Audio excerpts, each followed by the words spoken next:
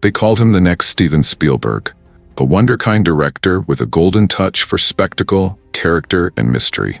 But 2 decades later, J.J. Abrams is no longer Hollywood's savior. He's the guy people blame for breaking Star Wars.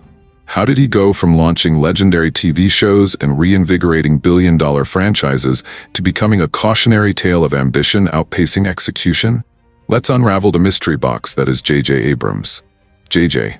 Abrams didn't stumble into film. He was practically born into it. Raised in Los Angeles, his father was a television producer and his mother was a public relations executive. That meant from an early age he had a front-row seat to how the entertainment industry worked. But Abrams wasn't just watching. By age 10, he was already making movies on Super 8 cameras, using action figures and friends from school. His fascination with storytelling, especially science fiction and mystery, was baked in from the start. He idolized Spielberg and emulated his style, ordinary people caught in extraordinary situations. While other kids were outside riding bikes, Abrams was cutting together monster movies and experimenting with practical effects. He wasn't just dreaming about Hollywood, he was training for it. Before J.J., Abrams was reinventing pop culture on television or resurrecting dormant franchises. He was quietly writing his way into Hollywood's bloodstream, penning emotionally driven scripts that always carried a hint of the extraordinary. His first significant credit came with Regarding Henry, 1991, a drama about a ruthless lawyer, played by Harrison Ford, who survives a gunshot to the head and has to rediscover himself and his humanity. For a debut, it was unusually mature, subtle, and heartfelt. The story wasn't about spectacle, it was about character transformation.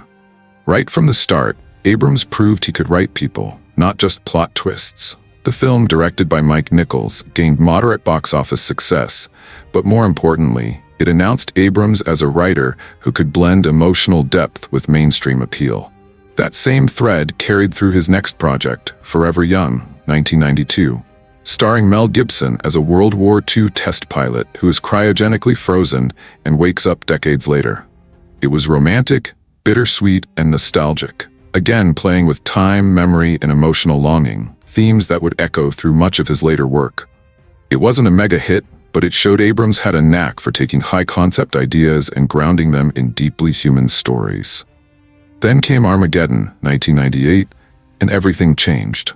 This wasn't an introspective character piece. It was Michael Bay's juggernaut of chaos, explosions, and oil drillers turned astronauts.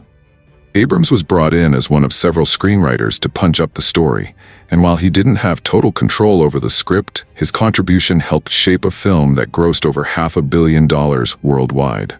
It was here that studios began seeing him differently. Not just as a writer of intimate dramas, but as someone who could play in the blockbuster sandbox. But even in Armageddon, under all the noise, you could spot something distinctly Abrams. Relationships. The father-daughter dynamic between Bruce Willis and Liv Tyler, that emotional core amidst the destruction, that's classic JJ, big emotions driving bigger moments. This mix of heart, high concept, and human stakes became his signature, and Hollywood started to take notice. Directors wanted to work with him. Studios trusted him to make cold ideas feel warm, to find the beating heart inside the machine. Still, Abrams wasn't content with just writing scripts for other people to interpret. He wanted to tell stories on his own terms, with his own camera. The move to directing was inevitable. Before he was reshaping galactic empires, J.J. Abrams was building one of his own on primetime television. In 2001, he launched Alias, a high-octane spy thriller that wasn't just another network procedural. It was sleek, serialized, and saturated in secrets. For Abrams, this wasn't just a show.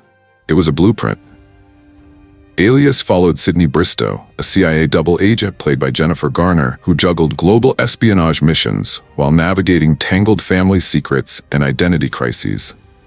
On the surface, it was a stylish action series, but underneath, it was layered with puzzles, mythology, and emotional stakes that mirrored Abrams' growing fascination with serialized storytelling.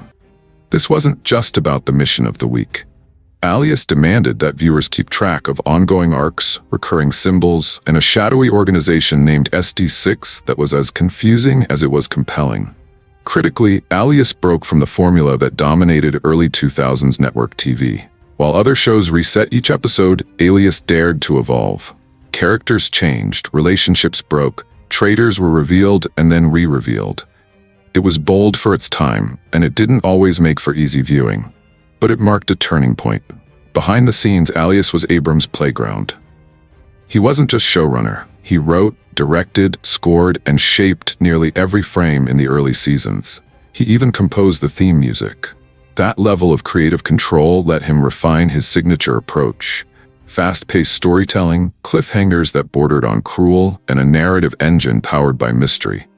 The show's success didn't just elevate Abrams. It made Jennifer Garner a star. It put ABC back on the map. And it proved that audiences were hungry for smart, serialized drama, even if it meant paying closer attention than usual. But most importantly, Alias gave Abrams something he hadn't fully had before: confidence. The confidence to go even bigger, dig even deeper into mystery, and trust that if you pose the right questions, people will keep coming back for the answers. Even if those answers don't come quickly. That mindset would define his next move and launch a cultural juggernaut that would change television forever. In 2004, ABC aired the pilot for Lost. Directed by Abrams and co-created with Damon Lindelof and Jeffrey Lieber, the show cost $12 million to make, an unheard-of sum for a TV pilot. And from the first moment, a plane crash, wreckage, chaos on a beach, it was clear this wasn't just another show. Lost became a global phenomenon. Fans obsessed over its cryptic clues, philosophical undertones, and labyrinthine plotlines. It wasn't just a show, it was an event. Forums, Reddit threads, and fan theories exploded across the internet. Abrams only stayed on for the pilot, but the DNA of the show was his. Mysteries layered within mysteries, character-driven drama, and world-building that demanded attention. At this point, J.J. Abrams wasn't just a name in Hollywood, he was the name. And the movie studios wanted more. In 2006, Abrams made his feature directorial debut with Mission Impossible 3. That's right, his first movie as a director was a massive Tom Cruise action franchise. No pressure, right? But he pulled it off. MI3 delivered the best-reviewed film in the series at that time. It blended spy thriller tropes with emotional depth, particularly through Ethan Hunt's marriage subplot, a hallmark of Abrams' approach: bring humanity into the spectacle. But his biggest challenge, and perhaps his most impressive achievement, came in 2009 with a reboot of Star Trek. The Star Trek franchise had been struggling, stuck in nostalgia and niche fandom. Abrams, ironically not a huge Trek fan himself, approached it with fresh eyes. His version was sleek, fast-paced, and visually stunning. More importantly, it respected the core of the franchise while modernizing it for new audiences. The result? A box office hit, critical acclaim, and, miraculously, he made Star Trek cool again. Abrams had just revived one legendary sci-fi franchise, but an even bigger one was about to call. In 2012, Disney acquired Lucasfilm. A new Star Wars trilogy was announced, and speculation exploded. Who would direct it? The answer came in 2013, J.J. Abrams. Fans were ecstatic. Abrams had just pulled off the impossible with Star Trek. Surely, Star Wars would be in safe hands. When The Force Awakens released in 2015, it was a box office juggernaut. Critics praised its energy, character dynamics, and faithfulness to the tone of the original trilogy. Audiences wept with nostalgia, but beneath the applause, a quieter concern emerged. Was this too familiar? Many noted the film mirrored A New Hope almost beat for beat. A desert scavenger with a secret past, a masked villain with daddy issues, a droid with a secret map, a giant planet-destroying weapon. Still, the excitement was real. Abrams had reignited the galaxy. But then he stepped away from Episode 8. And everything changed. The Last Jedi, directed by Rian Johnson, released in 2017, and it tore the fanbase apart. Some hailed it as a bold reinvention. Others felt it was a betrayal of everything Abrams had set up. The plot twisted expectations, killed off major arcs, and subverted tropes. Disney, alarmed by the backlash, made a desperate decision: bring back Abrams to finish the trilogy. In 2019, The Rise of Skywalker hit theaters, and the cracks in Abrams' style were finally exposed. The film tried to be everything for everyone and ended up pleasing almost no one. It abandoned or retconned Johnson's story choices, crammed in a convoluted plot, brought back Emperor Palpatine with no setup, and rushed through a bloated narrative in under 2.5 hours. The box office was still big, but the damage was done. The Skywalker saga had ended, not with triumph, but with confusion and disappointment. For years, Abrams' mystery box approach worked. It kept audiences hooked, but now critics began to turn on it.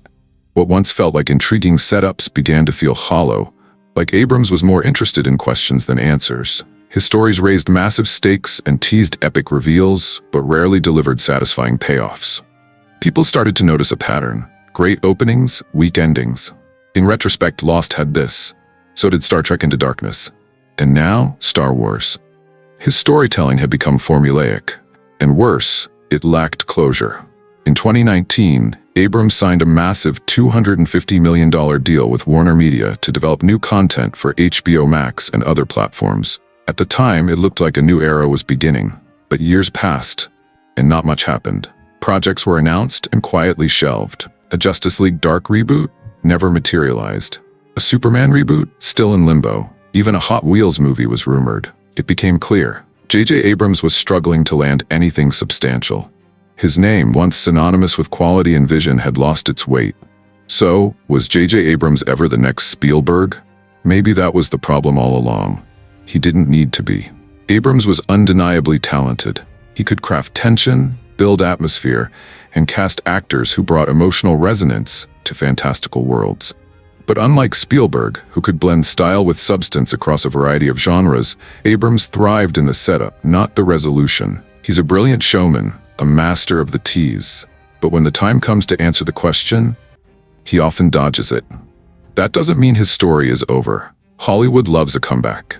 And if Abrams can move away from franchises and focus on telling a complete original story, one with a middle and an end, he may still surprise us. Until then, his legacy stands as a warning.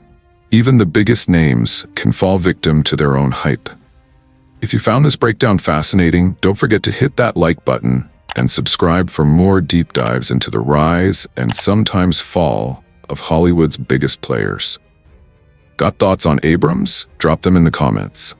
And if you want to see how other directors navigated success and failure, check out our next video right here. Plus, all our socials and extras are in the description. Go check them out.